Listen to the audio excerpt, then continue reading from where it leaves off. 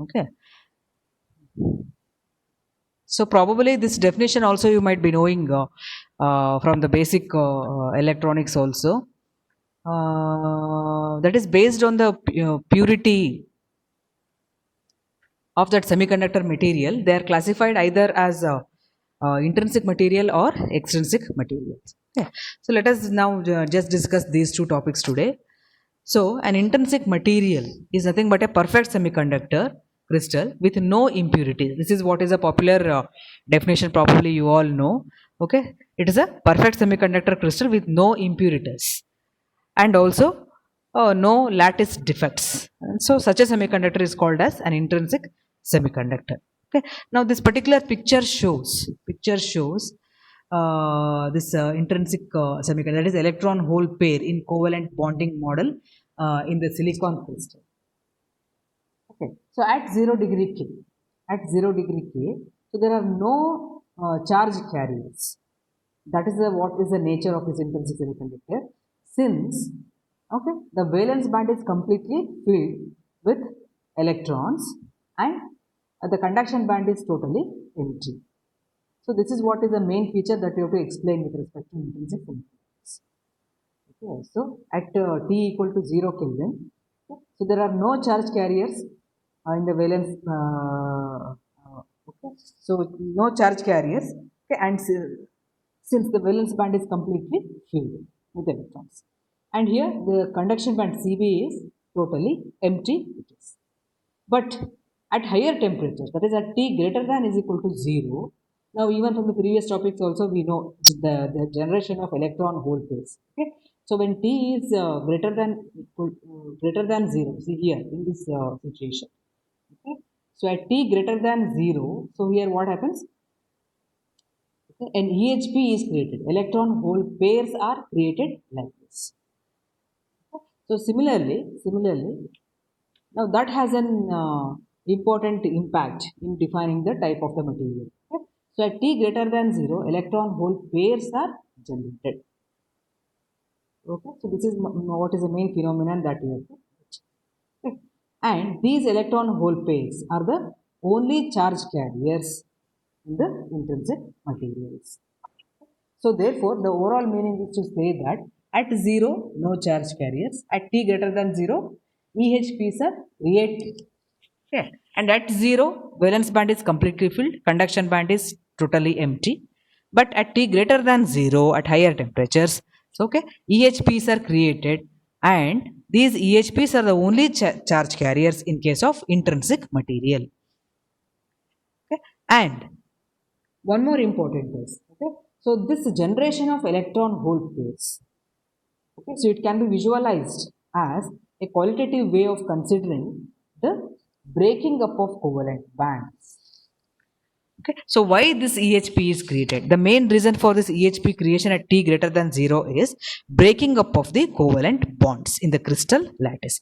And this breaking up of the bonds is shown in a pictorial way like this. Okay, so this is a silicon atom. With respect to silicon, it is silicon crystal, it is explained. So here you can see the two parallel lines are the covalent bondings. And here at some places you can see that the bond is broken. The bond is broken. Okay, so then H plus indicates hole and E minus indicates the electron. Okay, so whenever there is one bond is broken, there is a E minus and H plus. These two form one pair. Similarly, here also one more pair is shown. So two pairs of EHPs are shown in this diagram. So here it is written E minus is electron, H plus is the holes. Okay, so whatever that EHP is generated, it is because of the breaking of covalent bonds. Okay. Now, if one of the silicon valence electron is broken away from its position, okay, you just try to understand the sentence. Okay, so if one of the electron is broken away from its position, okay, so then it is free to move now. Okay, where it is free? It is free to move in the lattice, and the hole is left behind as a result. The hole is left behind as a result. Okay, so whenever this breaking of the bond occurs, then an electron is free to move about the lattice, and at the same time it leaves behind a hole. Okay. So therefore, the energy that is required to break this particular bond is known as the band gap energy, Eg. Okay. Now, since these electron hole pairs are created in the pairs, okay, so electron concentration should be same as hole concentration. Okay, because they are generated in pairs. Okay, so if I measure electron hole concentration, that should be always equal to hole concentration, and that concentration is measured as, so number of electrons per cm cube. Similarly, the number of electrons per cm cube. Okay, so now each of these intrinsic carriers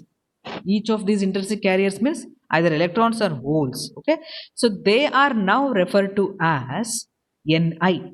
So here you find one notation, Ni. So this is known as intrinsic carrier concentration. Okay, I indicates intrinsic, so N indicates carrier concentration if it's an electron. If it's a hole, then it is P. Okay, so therefore in general, for intrinsic material, okay, so N is equal to P, that is equal to Ni. It may be number of electrons or it could be number of holes. They both are equal. Okay, so as their number is equal, N is equal to P is equal to Ni. This is what is the main important feature in case of intrinsic materials. Okay, so both electrons and the number of holes, they are equal. Okay, and they are equated to a single notation, Ni. So when I say intrinsic carrier concentration, it means it's the concentration of holes as well as concentration of electrons, and both are equal to each other. So as they both are equal to each other, so they are named, or they are represented by a single notation, Ni. That's it.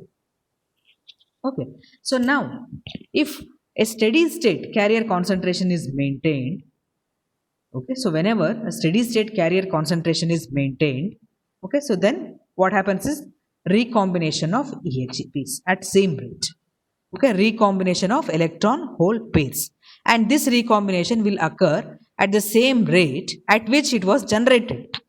So therefore the rate of recombination is same as the rate of generation. Okay, so if I say Ri is a rate of recombination, Ri is a rate of recombination, and Gi is a rate of generation, then in case of intrinsic, that is in case of intrinsic material, for equilibrium condition, Ri equal to Gi. Okay, that is rate of generation is equal to rate of recombination. Okay, and now these rates are now further dependent on the temperature.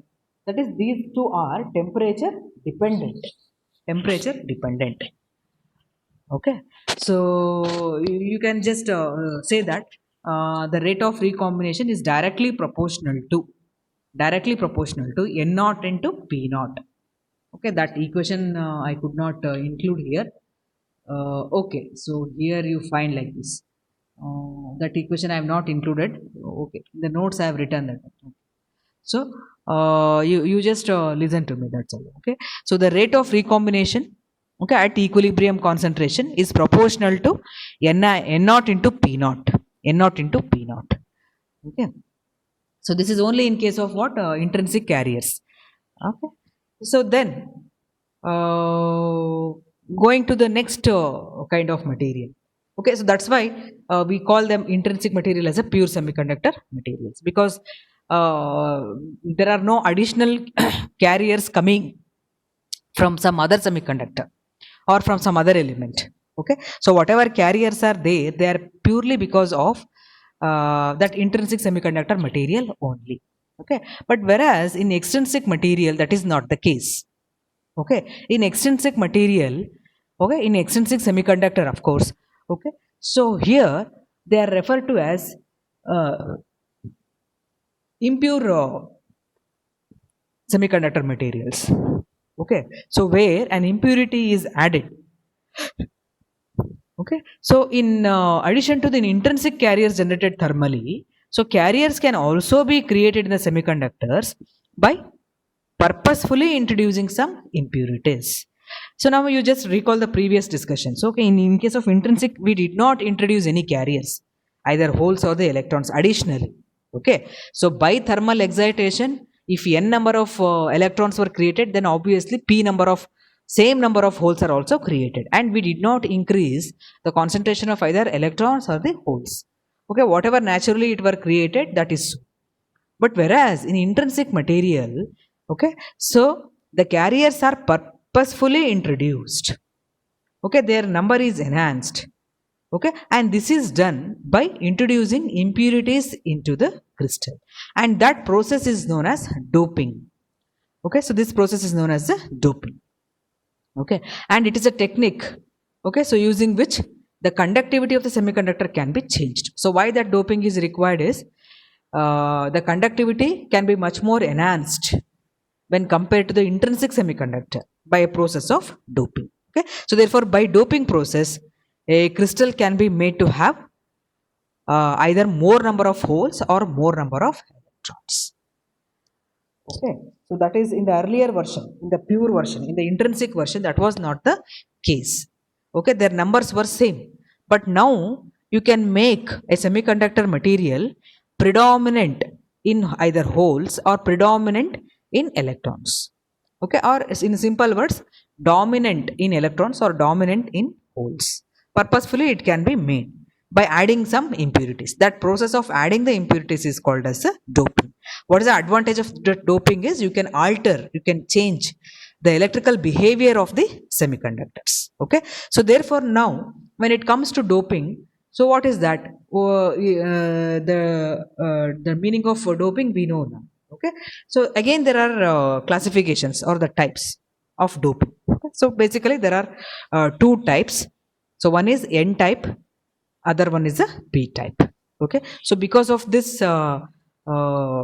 doping category, we have N type semiconductor and P type semiconductors. More elaborately, we call them as what? N type extrinsic semiconductor, P type extrinsic semiconductor.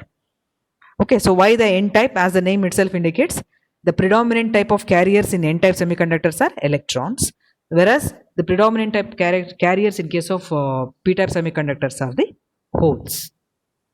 Okay, so therefore whenever a crystal is doped such that equilibrium carrier concentration, okay, this word you understand, equilibrium carrier concentration, which is represented by N naught. Okay, so here you can see that word N naught and P naught. Okay, so N naught represents equilibrium concentration of electrons, and this P naught represents equilibrium concentration of P naught. Okay, concentration of holes. Okay, so whenever crystal is doped, okay, such that this equilibrium carrier concentration is different from that of what? Intrinsic carrier concentration. Okay, so what we call intrinsic carrier concentration? Ni. Okay, so what is the naming for equilibrium carrier concentration? It is N naught. Okay, so whenever N naught is very much greater than Ni or P naught, so you just understand this relation here. Okay, so Ni we know it's the intrinsic carrier concentration. Okay, so and Ni it refers to either electrons or holes because they both are equal in numbers. Okay. Now what is this new term N naught? N naught it refers to in case of extrinsic semiconductor material. Okay, so where it is purposefully doped to make it predominant in electrons. Okay, so whenever N naught, that is equilibrium carrier concentration, is more than intrinsic carrier concentration. Okay, so when this kind of criteria is used, so then we call such a semiconductor as extrinsic semiconductor. So the word extrinsic here means that the equilibrium carrier concentration of either electrons or holes, okay, is different from that of intrinsic carrier concentration. That is N naught and P naught are greater than Ni. So such a type of semiconductor material is known as an extrinsic material.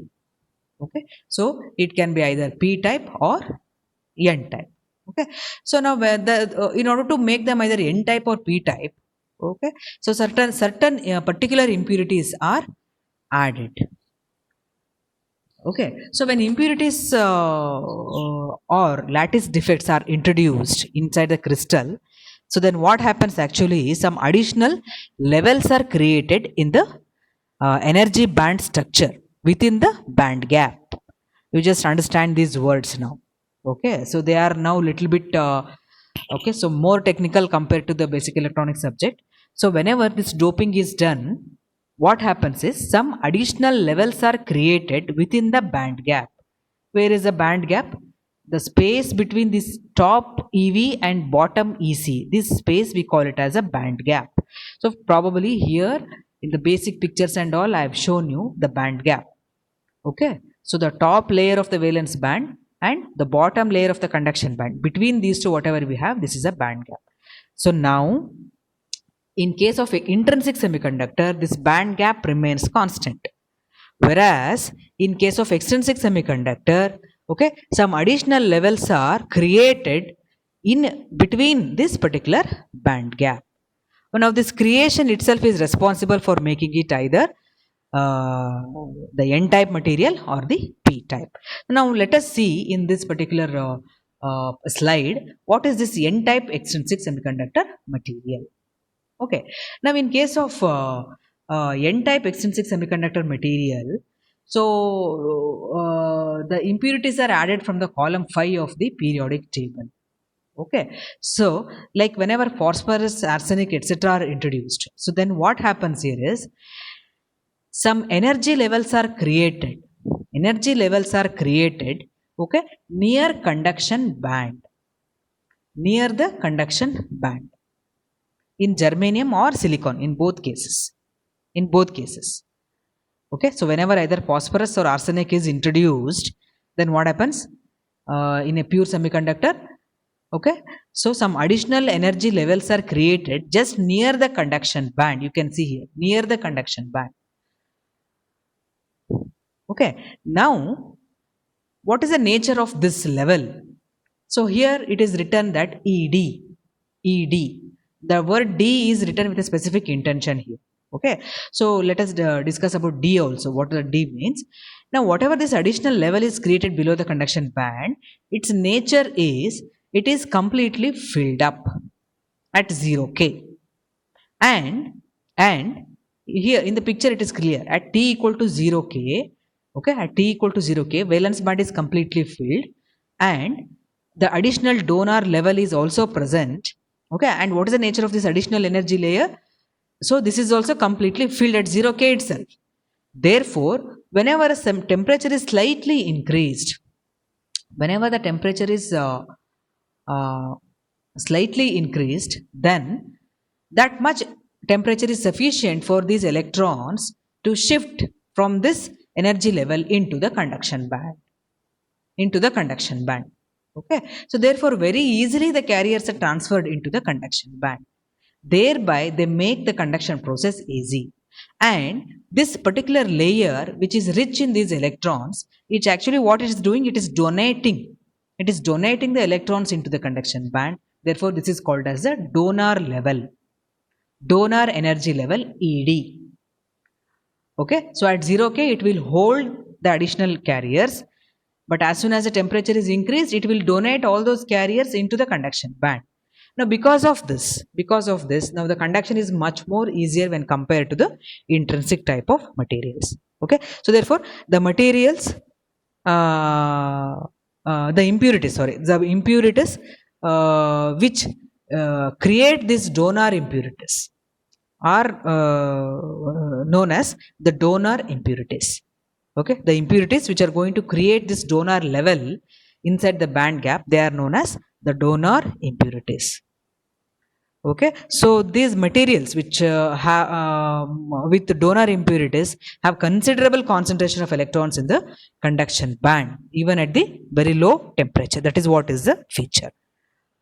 Okay, so therefore finally to conclude this part, the semiconductors which significant number of donor atoms, the semiconductors which are doped with significant number or maximum number of donor atoms, what is their feature? They have n naught, see here last line, they have this n naught very much greater than either Ni or P naught at room temperature.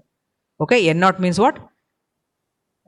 The carrier concentration, electron concentration.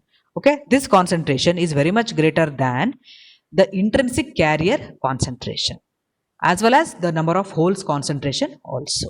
Okay, at the room temperature itself. Okay, so such a semiconductor material is known as the N-type semiconductor material. Okay, so let us go on to the other type. So there is one more type also. Okay, so it is possible to dope a semiconductor with the impurities which create, okay, with the impurities such as boron, aluminum and gallium. Okay, so which introduce impurity levels near the valence band, near the valence band. Okay, so it is possible to dope the semiconductor material with the atoms like boron and aluminum. Okay, and when such a doping is done with the silicon or the germanium, what happens is an energy level is created near the valence band. In the earlier case, the additional level was created near the conduction band as seen in the in the top picture here. Okay, so now with the boron and aluminum kind of impurities, energy level is created near the valence band, near the valence band. Okay, and what is the nature here is it is completely empty. This is completely empty at 0 k, at 0 k. Okay, so due to this thermal excitation at t equal to 50 k, so here what happens, some of the carriers are shifted, okay, are excited into this level. That is, these are empty at the beginning, but later due to thermal excitation they will accept the electrons from the valence band, thereby creating holes in the valence band. Okay, so now this is clearly shown in particular picture. At t equal to 50 k, what happens? This particular level, it receives, it accepts electrons from the valence band very easily. Okay, so as it accepts these electrons, it is called as acceptor level. Acceptor level. Okay, EA. Its name is EA, acceptor level. Okay, and thereby, when electrons occupy the acceptor level, they will leave behind the holes inside the valence band. Okay, so such a type of semiconductor where this phenomena occurs. Okay, so where the doping with the impurities creates the more number of hole concentration. Okay, so much greater than electron concentration, much greater than electron concentration. Okay, so they are known as p-type semiconductor materials. They are known as p-type semiconductor materials. So so this is what is the discussion I had to do with extrinsic and intrinsic semiconductor material for today's class. So I will share some 2 to 3 pages are there, and if you have any additional information from your basic electronics also about this intrinsic extrinsics, you can also add that also, and along with that you will have to include this. Okay, now in the last picture, in the last sorry, you can see here that this is the silicon atom. Okay, in the silicon atom here boron is there, boron or arsenic is there. So boron is there. So this will create acceptor level, and whenever arsenic is present, it will create the electron level. Okay, so therefore the figure A here it shows donation of electrons to the conduction band. In figure B, it shows acceptance of the valence band electrons by acceptor level. And in figure C, it shows donor and acceptor atoms. This is a donor atom. AS is the donor atom, arsenic, and boron B is the acceptor atom. Okay.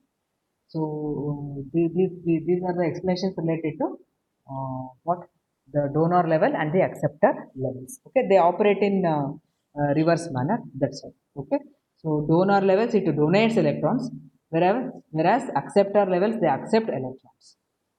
Okay, so therefore this is the top one creates N-type semiconductor material, whereas the bottom one it creates the P-type semiconductor materials because this is rich in holes.